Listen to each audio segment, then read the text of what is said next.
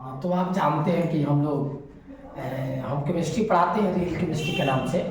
हम सदाम सर है, मेरा नाम हुआ सदाम सर, और ये सर है नावेद सर, जो ग्लोबल एआर स्टडी के नाम से चलता है इनके इंस्टीट्यूट नरकटियागंज में। आप लोग को ये बताने हम लोग आए हैं कि जो एग्ज़ाम अब होने वाला है 2024 का 11-12 का, जो भी आप लोग का एग्ज़ाम होने वाला है 2024 में, आप लोग जीव जान लगा करके मेहनत कीजिए और उसमें बहुत इतना मेहनत कीजिए कि आप अच्छा से अच्छा नंबर क्या करके प्राप्त कर सकें। हम तो यही कहेंगे कि 2024 में आने वाला है समय। 2024 आपके लिए एक नया साल है और उसमें आप एक नया उत्साह लेकर के आप आइए और अच्छे तरीके से पढ़ाई कीजिए और अच्छा से अच्छा नंबर लाने की क्या कीजिए, कोशिश कीजिए।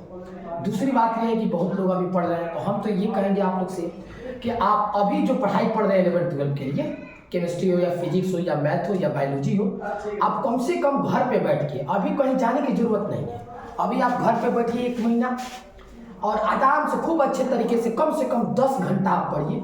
और 10 घंटा पढ़िएगा कम से कम, तब जाके ये पूरा देखिए। बहुत सारे चैप्टर हैं आपको केमिस्ट्री में, बहुत 16 चैप्टर पढ़ने होते हैं, मैथ में भी बहुत सारे चैप्टर पढ़ने होते हैं, बायोलॉजी है, फिजिक्स है, उसमें बहुत सारे चैप्टर पढ़ने होते हैं। अगर आप घर पे बैठ के 10-10 घंटा पढ़ेंगे तब जाके ये सारी बातें, सारे चैप्टर जाके क्लियर होगी। अगर आप 10 घंटा से कम पढ़ते हैं तो क्लियर नहीं हो पाएंगे। आपको रिवाइज करना है तो कम से कम 10 घंटा पढ़ना पड़ेगा, तब जाके आपको सारे सब्जेक्ट को इक्वल समय दीजिए। ये नहीं कि ये सब्जेक्ट इतना हो गया, ये सब्जेक्ट ये होगा, नहीं, ऐसा मत कीजिए। सारे सब्जेक्ट के इक्वल समय दीजिए। इक्वल समय देने से क्या होगा कि सारा सब्जेक्ट का कमांड होगा।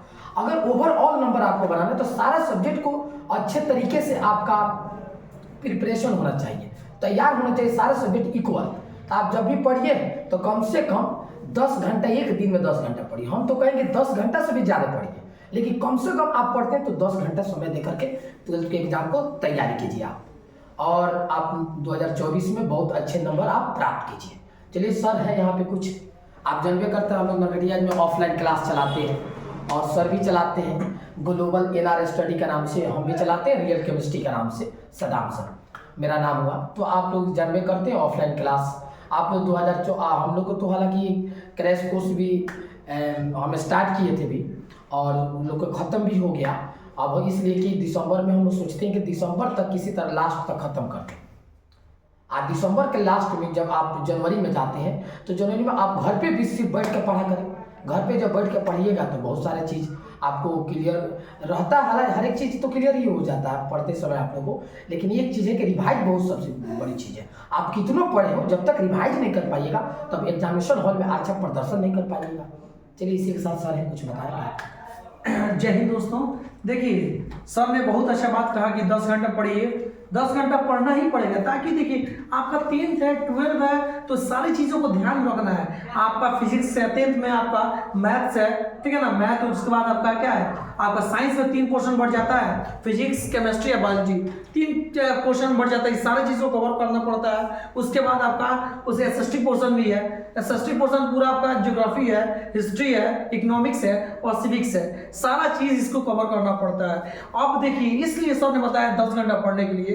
आप एक बात 10 घंटा बता रहे, 10 घंटा कौन पढ़ेगा, लेकिन अब पढ़ना पड़ेगा।